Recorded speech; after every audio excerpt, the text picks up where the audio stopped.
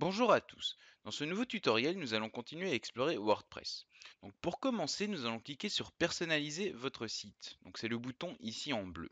Donc je clique dessus et j'arrive sur une sorte de panneau de configuration.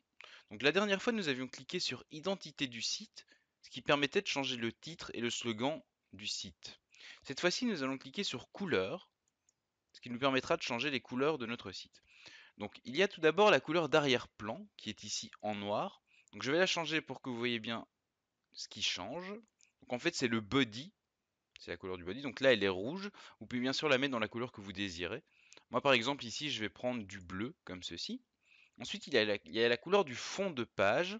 Donc en fait c'est la couleur ici de la page qui contient vos textes, vos articles, etc.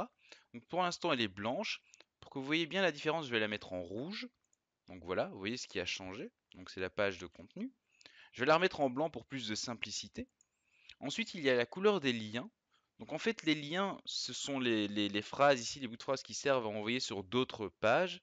Donc par exemple ici, nous allons mettre du vert. Donc vous voyez en fait tous les liens ont changé. Donc ici, donc si vous ici, les administrations du site, les déconnexions, etc. Et il y a aussi en fait les textes, comme par exemple ici mes experts qui envoient vers la page d'accueil du site. Quand vous survolez ce texte, ça prend la couleur du lien. Ensuite, il y a la couleur du texte principal. Donc ça, ce sont tous les textes ici en noir. Donc on va le mettre par exemple en rouge, comme ça nous verrons bien ce qui change. Donc vous venez de voir. Ensuite, les secondes couleurs de texte. Donc en fait, ce sont les textes genre le slogan ici.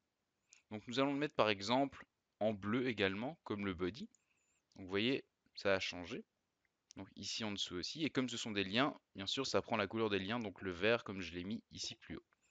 Donc pour enregistrer, nous allons cliquer sur Enregistrer et publier en haut à gauche. Je clique. Ensuite, je vais sur ma page WordPress ici. J'actualise comme ceci. Et vous voyez que les changements ont bien été effectués, les couleurs ont changé. Je vous remercie de m'avoir écouté et à bientôt.